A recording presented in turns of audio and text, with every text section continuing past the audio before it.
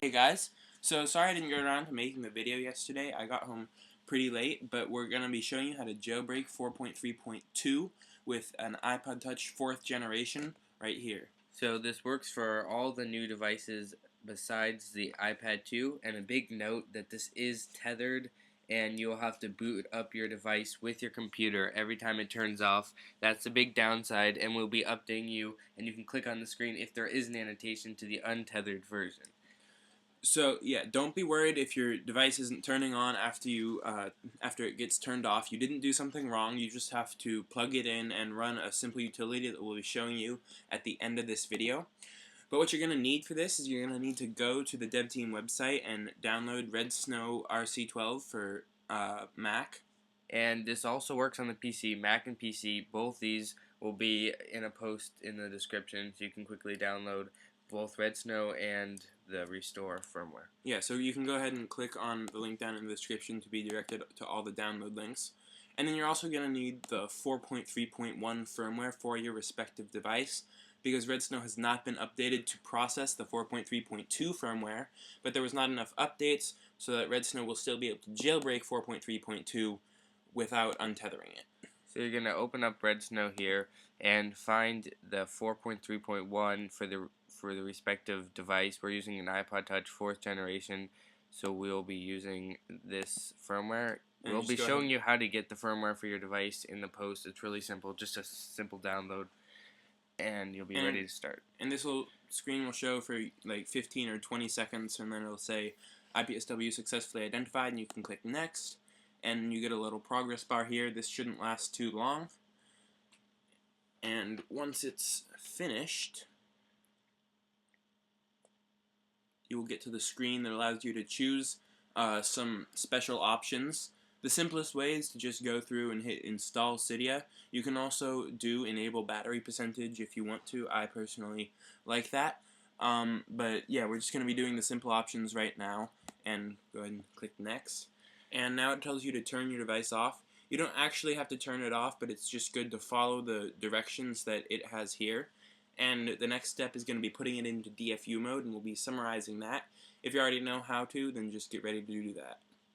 So when you hit next, it'll tell you to hold the power button for 3 seconds. Then hold the power and home buttons for a total of 10 seconds. Your screen will go black, and you'll have to keep holding it for a few more seconds after that. Then you can release the sleep button, the button on top, and keep holding the home button for the remaining time. Usually this is about 15 seconds, but it should finish after about 7 or 8. And if you have any trouble with that, you can just look up how to get into DFU mode on YouTube. Really simple.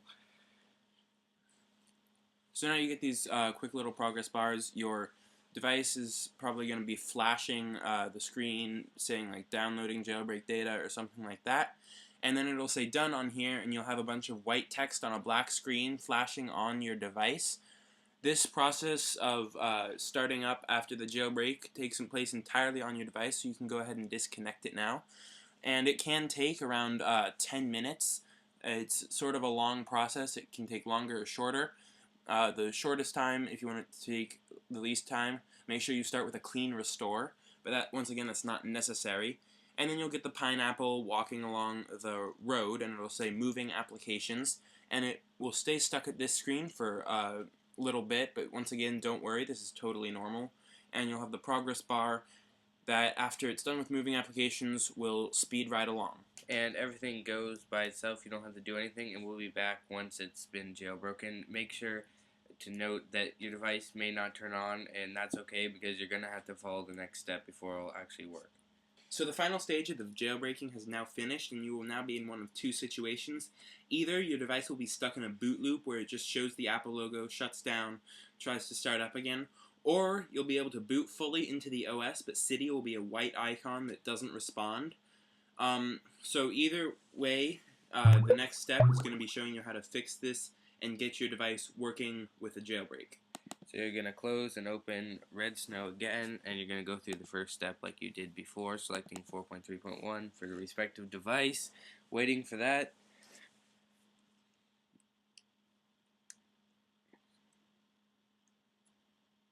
And it'll be identified, just hit the next button. Same thing will happen, won't take very long.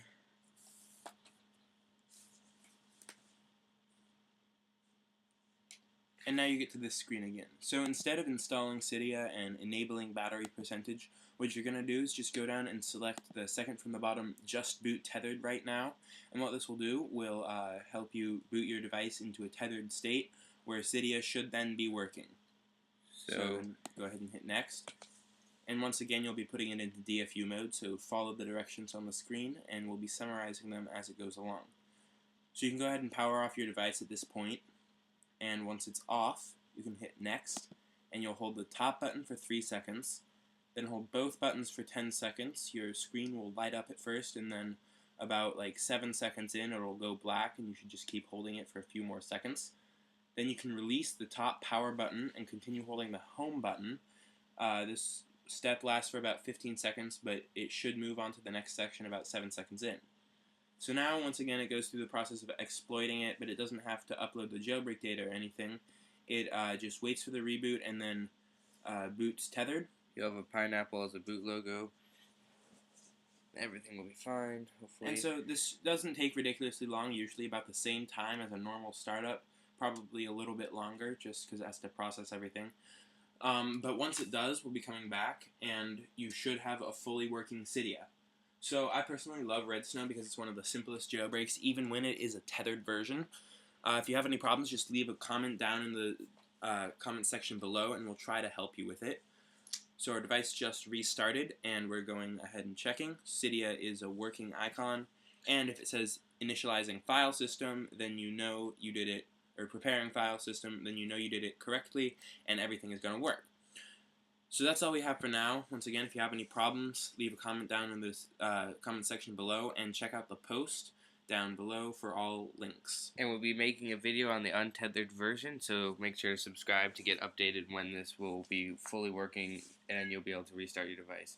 Another note is what the second step of what we did is what you're going to have to do to boot up your device every time it turns off. So if you can't get it to turn on, just open that, go to the next screen, hit the just boot tether now, and you'll boot the device just fine.